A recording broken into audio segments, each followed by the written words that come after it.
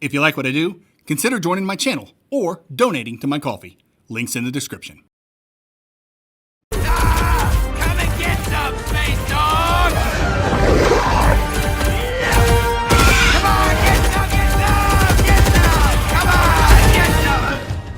How much for the gun? Not for sale. Okay, how much for the arm? Oh, I'll get that arm.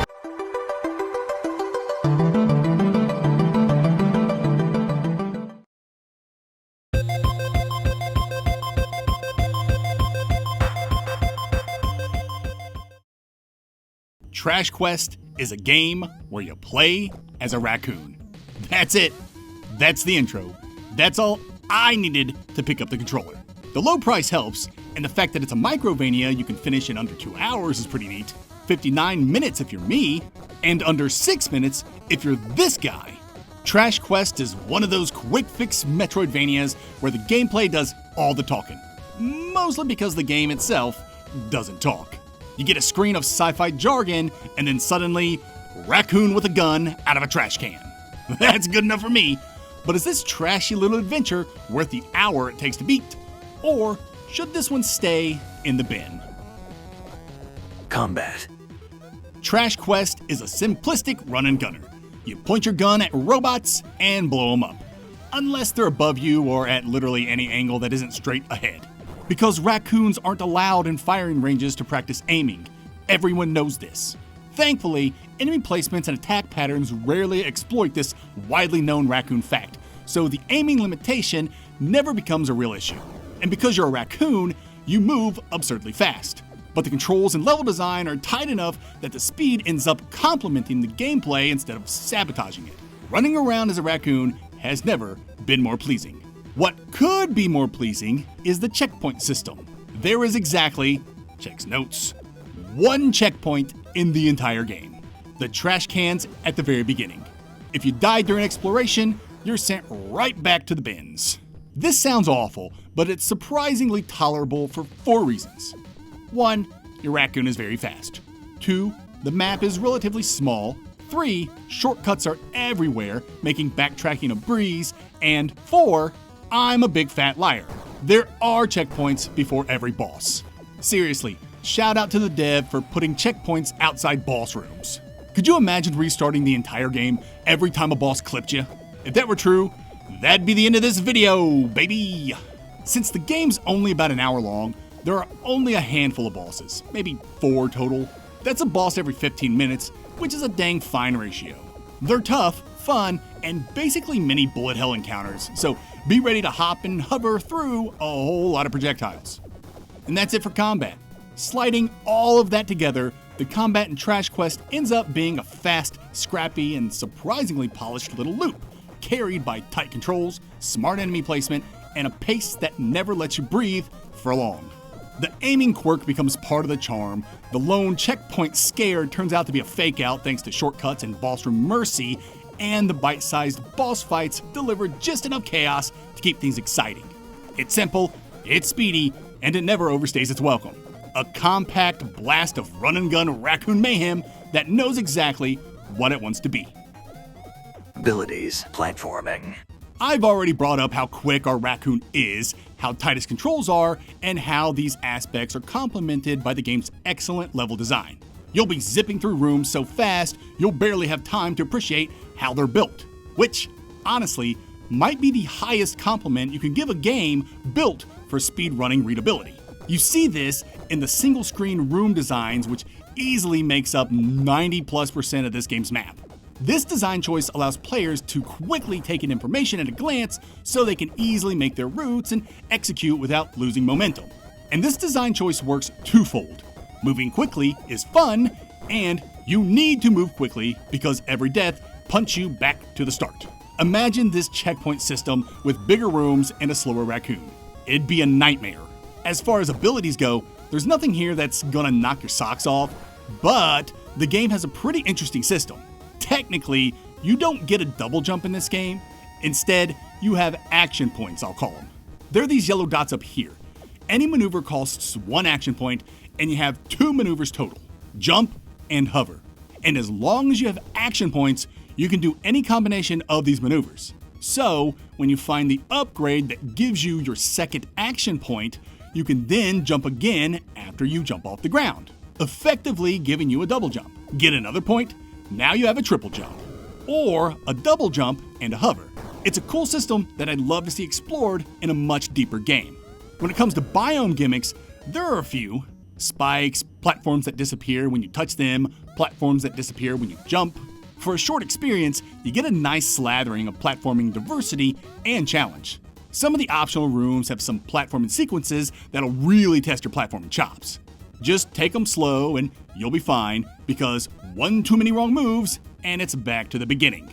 I say that ominously, but I promise you getting anywhere on the map takes less than 30 seconds. As for puzzles, there's not any. You're mostly unlocking shortcuts and retracing steps so you can use your new abilities to open paths you couldn't before. You know, like a Metroidvania game. I don't have a lot to criticize about Trash Quest's platforming, except this part. It's not even that bad, but it is kinda bullshit. This jump requires so much precision that I thought I was soft-locked, like maybe I got here before I found an ability I needed. But nope, you can double jump out. The timing is just really tight. And that's it for this section. Trash Quest's abilities and platforming end up being a lean, clever little package that fits the game's speed-driven design perfectly. The single-screen rooms keep navigation snappy, the action point jump system adds just enough nuance to stay interesting, and the biome gimmicks provide a light sprinkle of challenge without ever slowing the pace. There aren't really puzzles so much as shortcuts and ability checks, but for Microvania, it all works. Fast, readable, and constantly pushing you forward. It's surprisingly satisfying for a game this small. Progression. Trash Quest is a Metroid-like with discoverable items that update your stats. Damage, HP, firing rate, action points. Each of these stats has a corresponding battery, and each of these batteries are prizes at the end of optional platforming challenges. It's a simple system that's been around since the beginning of the genre, and it's as effective and fun today as it's ever been. Exploration. This is going to sound a little weird, but you don't actually explore Trash Quest's world. Don't get me wrong, you explore in the sense that you gradually uncover the map and must figure out which way you need to go all on your own, so obviously you explore. But you don't explore, you know? There are no hidden paths, no secret walls, no environmental mysteries waiting to be cracked open. Outside of a few optional challenge rooms that reward you with upgrades, you're mostly sprinting from one objective to the next. And that's not a flaw, it's the design. The world is built to be a tight, looping background that feeds into the game's quick-hit, speedrun-friendly rhythm. If you're looking for deep, non-linear wandering, this isn't that kind of Metroidvania. This world is meant to be blasted through, not studied. Trash Quest rewards Twitch reactions over slow, methodical planning in its combat, its platforming, and its exploration. You can see this philosophy in the map. The world is compact, every room touches another, and every point of interest is automatically marked for you. Shortcuts, ability gates, upgrade batteries, all of it. In a longer Metroidvania, this would feel like hand-holding, but in a Microvania, it becomes a strength. Microvanias are all about delivering the dopamine of exploration without the time sink, and Trash Quest nails that balance by keeping the challenge in the gameplay, not in the navigation. The point of a Microvania is to play a Metroidvania that has all the addictive trappings of the genre, but without the time commitment. And sometimes achieving this means you have to design the experience with as little friction as possible, but not with so little friction that it's no longer fun. Trash Quest opts to keep combat and platforming relatively challenging, and thus exploration is where the brakes are pumped. And truthfully, that was the correct choice in Trash Quest's case. Speed is the name of the game in Trash Quest, and having your nose stuck in a map is antithetical to that design. Typically, being so lax on exploration is heretical in a Metroidvania, but it works out for Microvanias and for Trash Quest. And that'll do it for exploration. Trash Quest's exploration ultimately works because it knows exactly what it wants and needs to be. Fast, focused, and frictionless. There's no grand sense of discovery here, just a compact world built for momentum, where single-screen rooms, automatic map markers, and tight routing keep you sprinting from one objective to the next. It won't satisfy players craving deep, non-linear wandering, but as a Microvania, it nails the balance between clarity and speed. By keeping the challenge in the combat and platforming, not in deciphering the map, Trash Quest turns exploration into a quick, satisfying glide through a world designed to be enjoyed at full raccoon velocity. Atmosphere. Narrative. Trash Quest's atmosphere is interesting. At a glance, it looks like a Game Boy game with its monochromatic environments and minimalist approach. But the sprites and animations look too good to be a genuine throwback.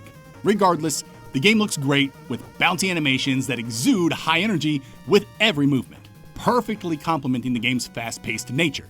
I also like how each biome has a different color to help you differentiate the areas from one another. But really, it's when the new music drops upon entering a new biome that will truly grab your attention. I am in love with the music in this game. It's a perfect amalgamation of chiptune, sci-fi, and upbeat energy that dulls the edge of the game's repetition, turning potential tedium into moments where you're just humming along to the excellent music. Just listen to some of these bangers.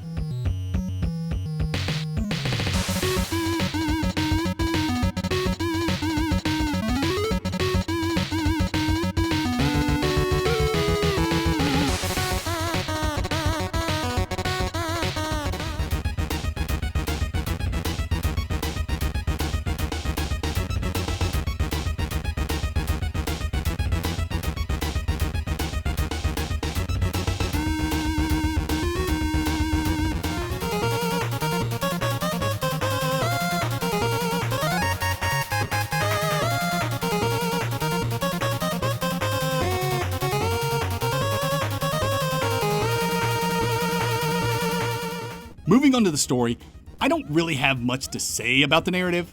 The sci-fi angle is used more for dressing and comedic effect than for genuine environmental storytelling, but that's on brand and part of the game's charm. There's no dialogue, and most things are communicated either through signs or messages written on the wall. As is common with Microvanias, the narrative is either non-existent or very basic, with Trash Quest being the former. You're a raccoon with a gun, which is never explained, and you're running around the spaceship with no apparent goal presented to the gamer. When you hit the game's ending, you'll be like, I guess that makes sense, and have a little chuckle, and really, what more can you ask for in an hour-long Microvania? It really is about the journey and not the destination in these types of games. Maybe the trash was all the friends we made along the way. Final thoughts and score. Trash Quest succeeds by knowing exactly what it is. A tiny, high-energy Microvania built around speed, tight controls, and a raccoon who moves with a sense of urgency that only raccoons would understand. It doesn't chase depth, lore, or sprawling exploration. It chases momentum. The combat is simple, the platforming is clever in short bursts, and the progression loop gives you just enough dopamine to keep you sliding forward. It's over quickly, and that's the point. For an hour-long blast of run-and-gun chaos with a surprising amount of polish, Trash Quest absolutely delivers on its modest ambitions. I award Trash Quest an 8 out of 10. Trash Quest is available on PC, Switch, Xbox One, and Xbox Series X and S. For this video, I played the Switch version. Pair placement. Trash Quest is the definition of a small game that knows exactly what it's doing. And that confidence carries it further than you'd expect from a 1-hour Raccoon Rampage. The combat is snappy, the platforming is super solid, and the whole experience is built around speed, momentum, and tight readability rather than depth or discovery. It doesn't try to compete with the genre's giants. It just delivers a concentrated shot of Microvania energy and gets out before it wears out its welcome. For what it sets out to be, it succeeds cleanly, consistently, and with a surprising amount of polish. Trash Quest rummages through the garbage in the B tier.